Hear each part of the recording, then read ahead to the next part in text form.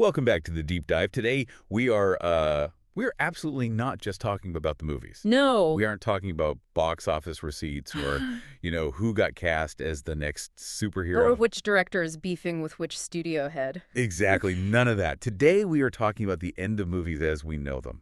And look, I don't mean that in a doom and gloom, cinema is dead kind of way. Right. It's not that simple. Although, let's be honest, for some people in Los Angeles, specifically the ones in those corner offices in Burbank, it definitely feels like the sky is falling. Well, I mean, for them it might be. What we're seeing is a fundamental shift. It's a fundamental structural shift in reality. It really is a complete restructuring of how human beings tell stories. I mean, it's that significant. I want to start with something I saw recently that Hmm. that really just set the stage for everything we're about to get into. It was a mashup, Mm-hmm. but not like those choppy YouTube clips from, 10 years ago, where someone badly edited two trailers together and you could see the pixels fighting each other. Oh, yeah, I know exactly what you mean. This was a photorealistic, cinematic trailer where The Lord of the Rings met Star Wars.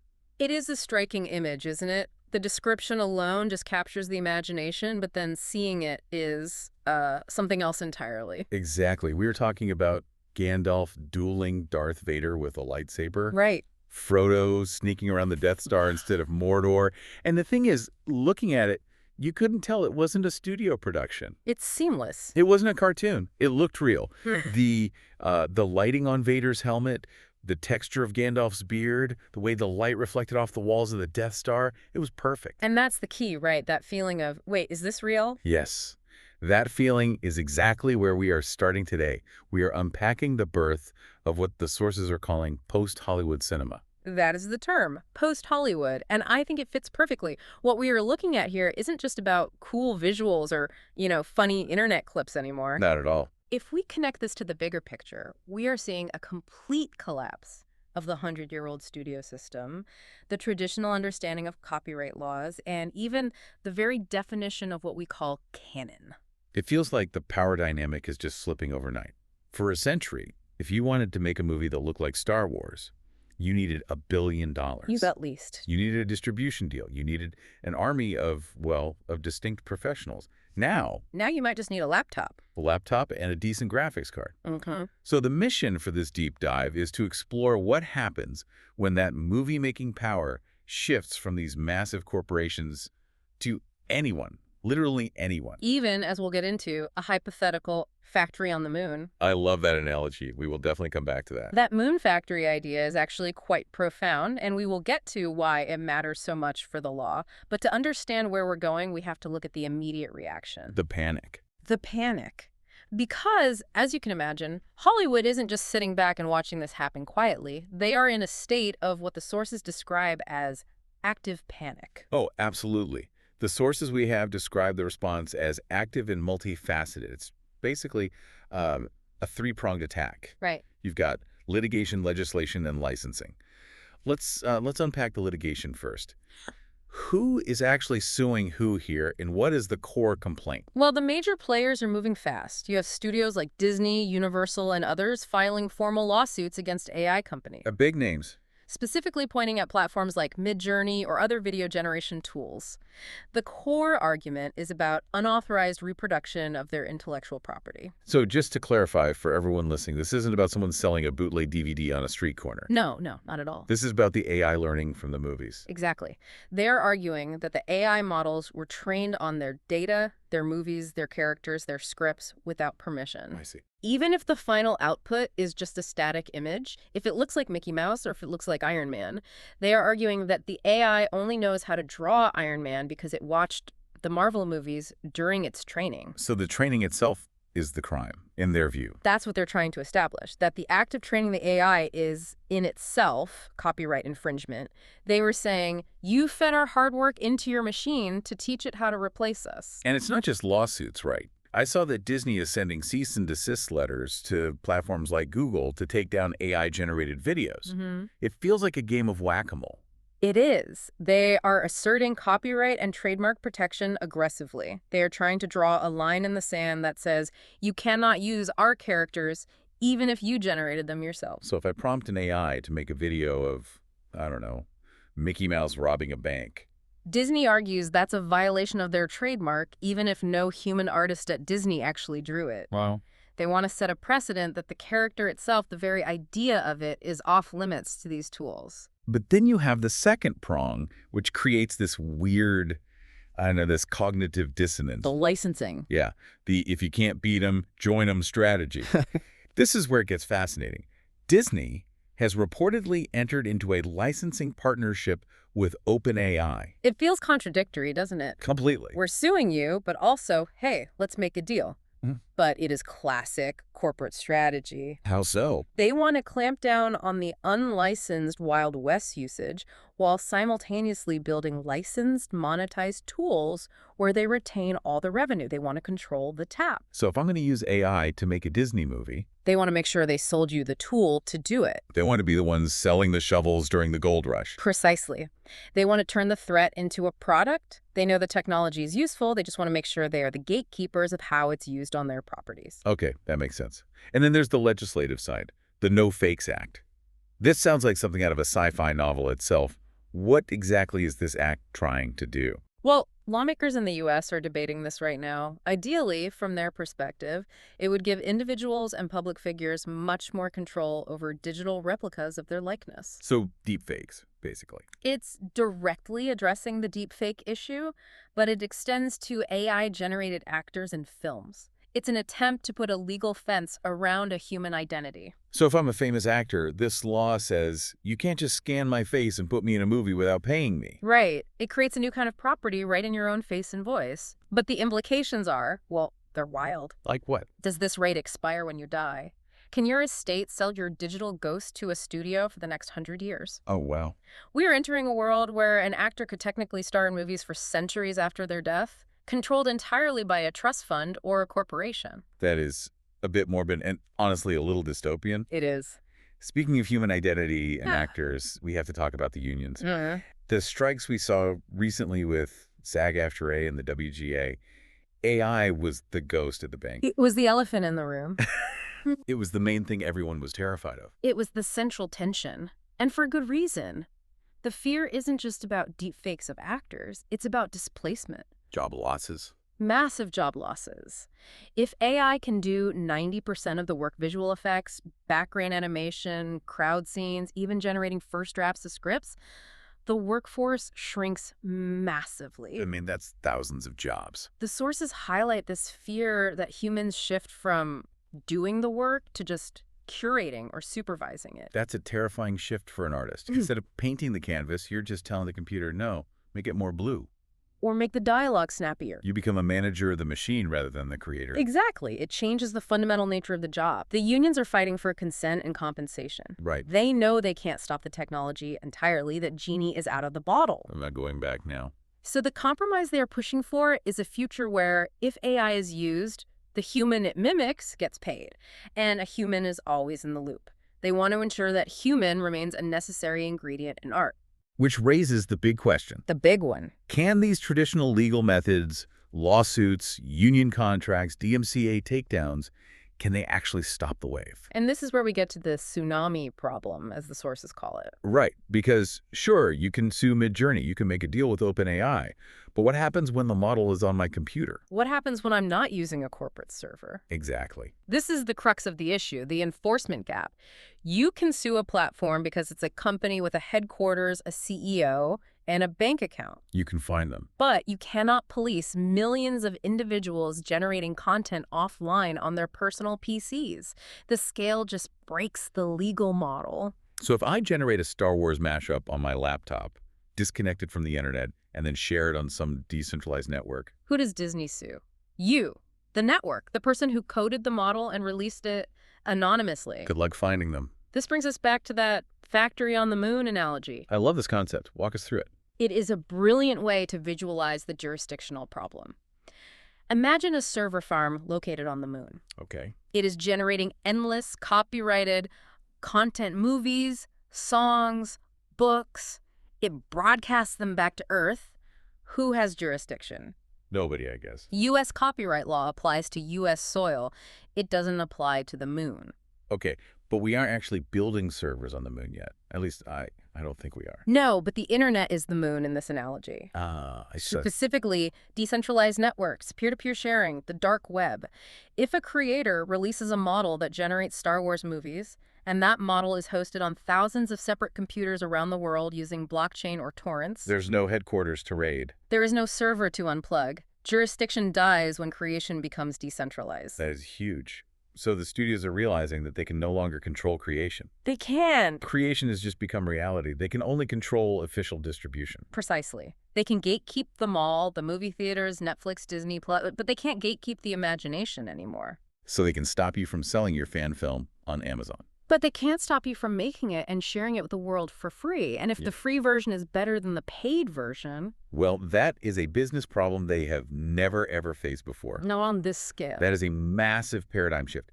And it leads perfectly into our next section, because if the studios can't stop it, who is actually making this stuff?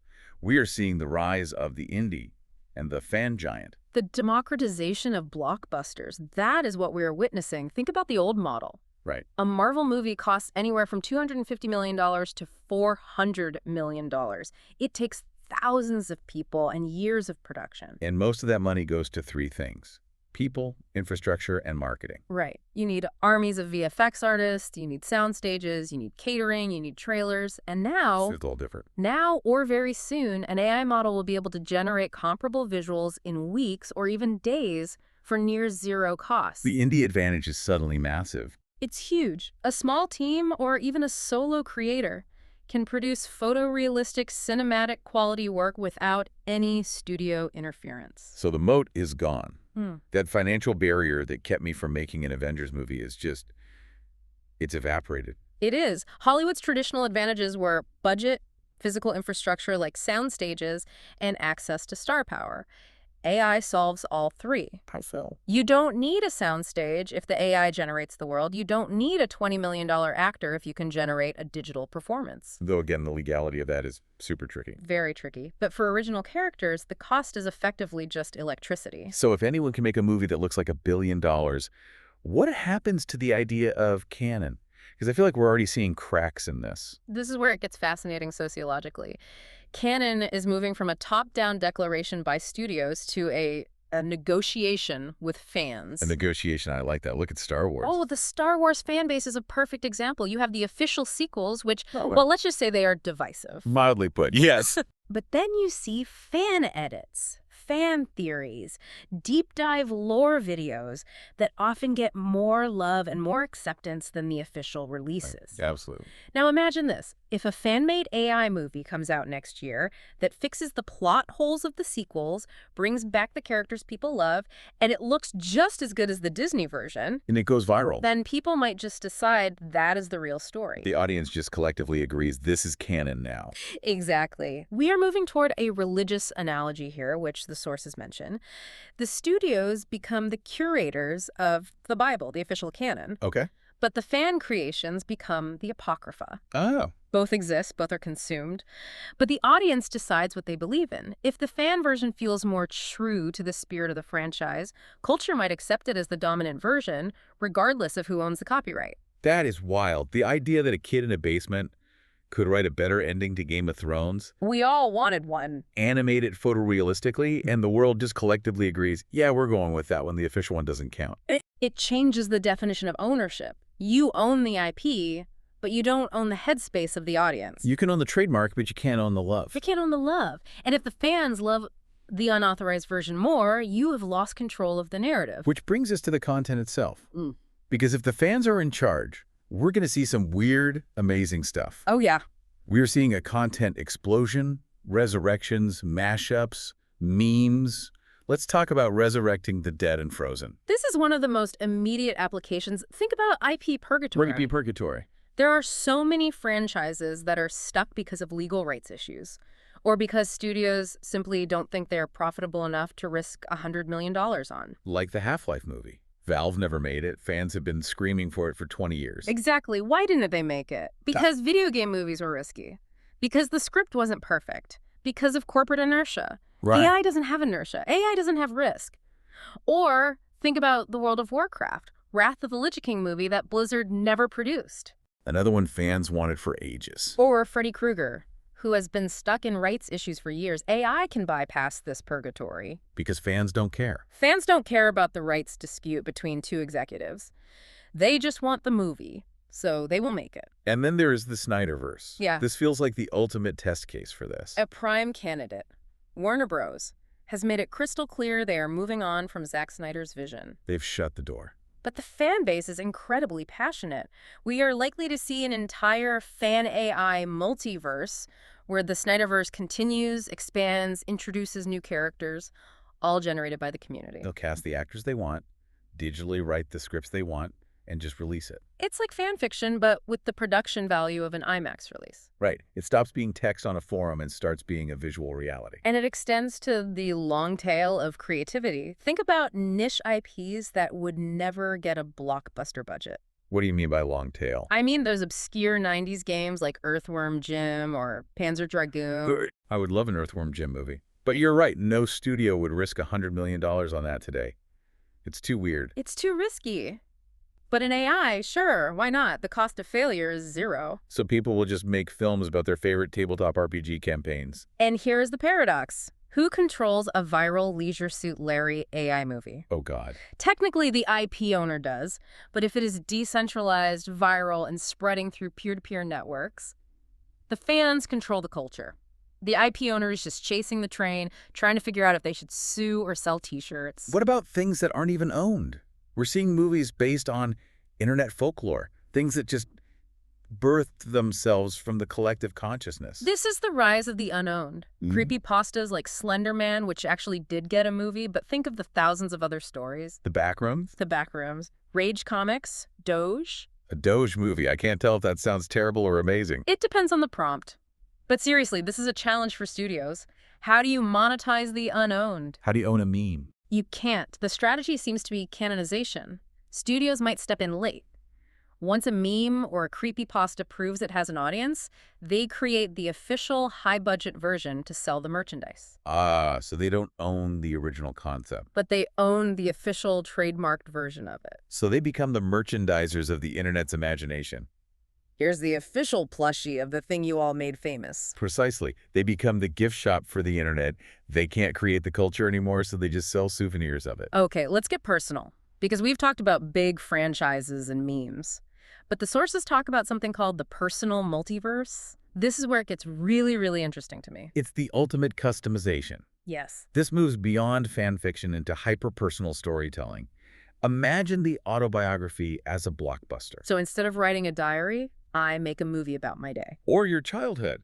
Think about turning old photos, diary entries, and fragmented memories into a fully rendered cinematic biopic. How would that even work? You feed the AI your old journals, your photo albums, your home videos, and you say, make a movie about the summer I turned 12. That sounds incredibly emotional. Yeah. And maybe a little therapeutic. It is. But here is the twist.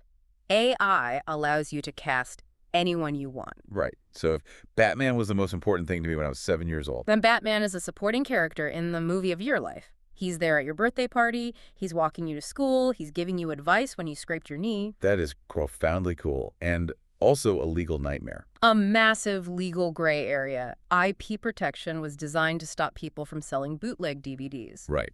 Commercial use. It was not designed for private, non-commercial, hyper-personal use. If you generate a movie for an audience of one yourself and it stars Batman who is harmed, are you damaging the brand? Are you stealing sales? It's a philosophical question as much as a legal one. It really is. And it changes the consumption habits entirely. The sources describe an evening with a partner scenario that sounds like the new normal. Yes. The new movie night. We've all been there. You scroll through Netflix for 45 minutes, arguing about what to watch. And end up watching nothing. Every Friday night, it's the paradox of choice. Yep. In this future, you don't scroll. You create. You have an idea at work. Maybe a specific mashup or a romantic comedy starring you and your partner, or a sequel to a movie you felt ended too soon. Okay. You come home, type a prompt, maybe adjust a few settings, and 10 minutes later you are watching a custom-generated movie. Wow. Cinema becomes a daily life experience, a utility rather than a product you go out to buy. Honey, what do you want to watch tonight? I don't know, let's make a rom-com set on Mars where we save the colony. Okay, give me 5 minutes. It sounds sci-fi, but the compute power is getting there. And once that barrier breaks, the passive consumption of content might start to feel, well, boring. Why watch someone else's story when you can watch your own? Exactly. That leads us to the death of passive viewing. Because if I can make the movie, I probably want to be in the movie. You want to participate? We're talking about the end of just sitting there and eating popcorn. This is the shift to real-time interaction. The sources give a great example, helping Sherlock Holmes solve a case. But we have video games for that. How is this different? In a video game, you usually have a set of pre-written choices, option A or option B. The dialogue wheel. Right. If you try to do option C, the game breaks or ignores you. Here, we are talking about large language models integrated with the rendering engine. It's fluid. So I can say anything. Anything. You are sitting in the carriage with Holmes. You say, "Hey, did you notice the mud on his boots?" And he'll react. Holmes turns to you, looks at the boots, analyzes them, and responds in character, incorporating your clue into his deduction. You are co-writing the script in real time. It's improvisation with a genius machine. It is. And with VR and AR integration, this gets even crazier. I could be flying next to Superman. Or seeing Freddy Krueger emerge from your living room wall via AR glasses. Okay, that's terrifying. The screen disappears. The movie is happening in your environment. The fourth wall isn't just broken, it is demolished. I don't know if I want Freddy Krueger in my living room, to be honest. I barely want him on my TV. But the PvP cinematic universe concept? It sounds incredible.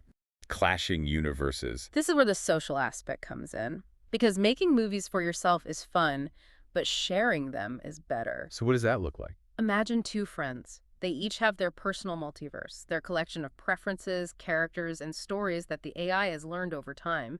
They decide to merge them for a battle. So I bring my Wrath of the Lich King army. And your friend brings a Doge army. Are? Or a Star Wars fleet. Or a legion of historical figures. And you use a summoning mechanic. A summoning mechanic. In the middle of this fantasy battle, you can call for help from anyone you can imagine. Master Chief teaming up with Harry Potter to fight a dragon made of Legos. And the AI renders it all in real-time photorealistic quality. Right. It doesn't look like a glitchy mod. It looks like a movie. It looks real. Exactly. It becomes a form of play that is visually indistinguishable from a blockbuster movie. It is sandbox mode for reality. This raises a huge question for the industry. If I can do that, if I can have infinite, interactive, high-octane personalization at home, why go out? Who goes to a theater to watch a slow, linear drama? That is the provocative question. The death of slow drama.